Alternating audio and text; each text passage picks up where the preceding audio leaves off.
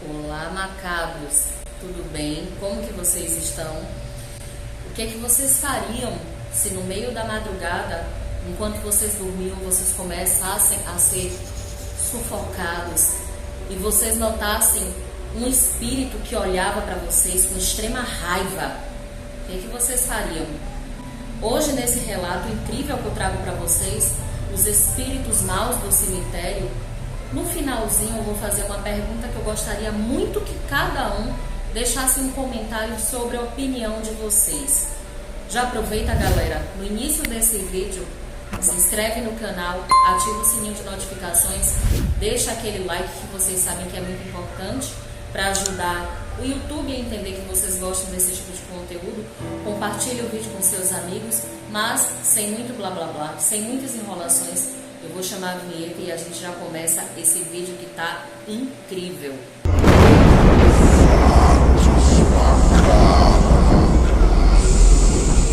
Bom, galera, quem nos conta essa história é uma moça e ela fala que no final dos anos 2000, ela não lembra ao certo em que ano, ela foi designada pelo chefe dela para fazer um serviço de uma semana numa cidadezinha no interior do Pará. Ela chegou nessa cidade de barco num domingo à noite e ela foi recepcionada pela secretária do órgão daquele município.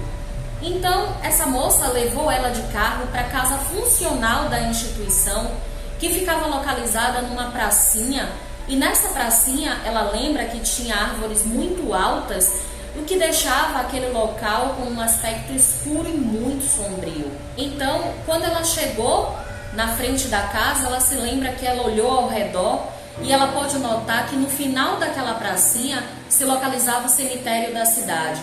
E ela lembra que ela não gostou nem um pouco de ter aquela vizinhança ali durante a estadia dela, mas também ela ponderava que não fazia o menor sentido ela se hospedar em um hotel por uma semana, visto que o funcionário titular, o proprietário que ocupava de fato aquela casa, havia saído de férias e havia deixado a chave para ela ocupar, e essa casa já estava toda mobiliada e pronta, esperando a chegada dela.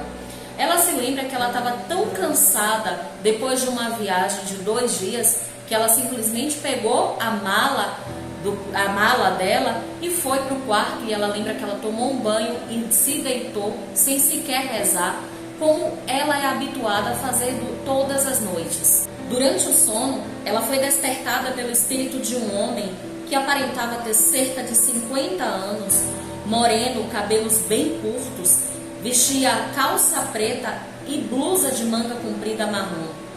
Esse ser aparentava assim muita raiva devido à presença dela naquele local, e esse ser começou de repente a enforcar ela. Era a chamada paralisia do sono. Ela ficou em total estado de pânico, pois ela não conseguia de forma alguma se livrar daquele ataque violento do qual ela estava sendo vítima. Então ela começou a conversar mentalmente com aquele espírito. Ela falava para ele, ela tentava na verdade falar para ele que ela estava naquela cidade tão distante a trabalho, mas que ela só ficaria por uma semana e que ela precisava trabalhar, ela precisava daquelas diárias para sustentar os filhos dela. Ela também falava que ela não iria incomodá-lo, pois ela só chegaria naquela casa à noite para dormir e que ela não iria incomodar esse espírito de forma nenhuma, mas nada adiantava. Esse ser continuava enforcando ela com muita raiva.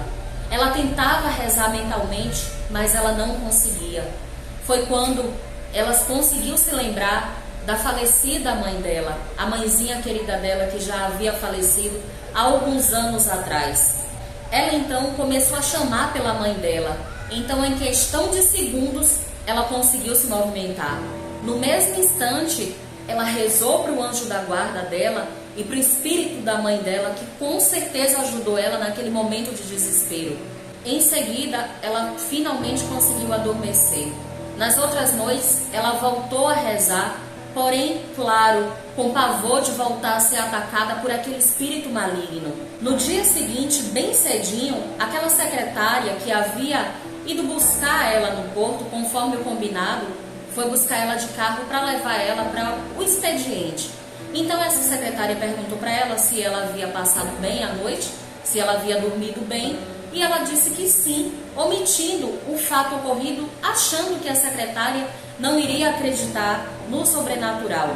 Então as rotinas que se seguiram foram assim: ela acordava bem cedo, tomava um banho, se arrumava e pegava a carona dessa secretária para ir trabalhar.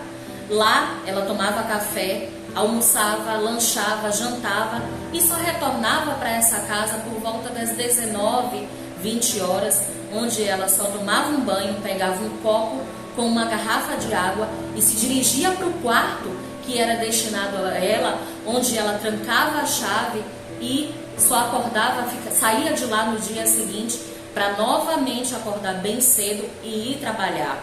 Na sexta-feira à noite, 5 dias depois dela ter chegado naquela casa sinistra, véspera já dela retornar finalmente para a cidade dela, enquanto elas estavam sozinhas, a secretária perguntou para ela qual que era a religião dela.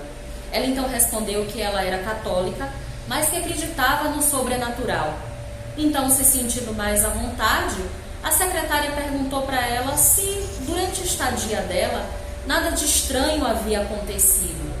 Então, ela se sentindo mais à vontade, vendo que a secretária iria acreditar no que ela contou, ela passou a narrar o que ela foi vítima naquela casa sinistra, daquela visita sobrenatural que ela havia recebido durante o sono, durante a madrugada.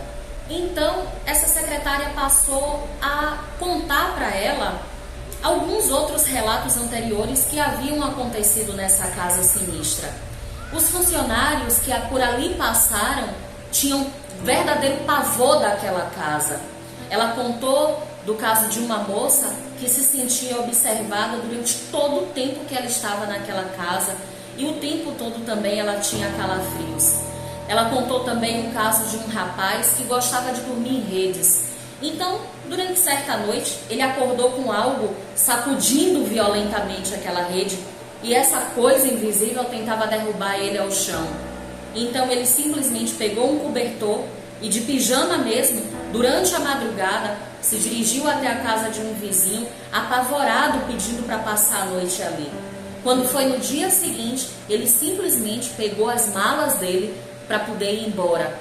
Todos que passavam por aquela casa pediam transferência para outros locais, devido às coisas que eles eram vítimas no interior daquela casa. O funcionário atual, que era o que se encontrava de férias, era muito reservado e nunca havia comentado com essa secretária nada que aconteceu com ele no interior daquela casa mal assombrada.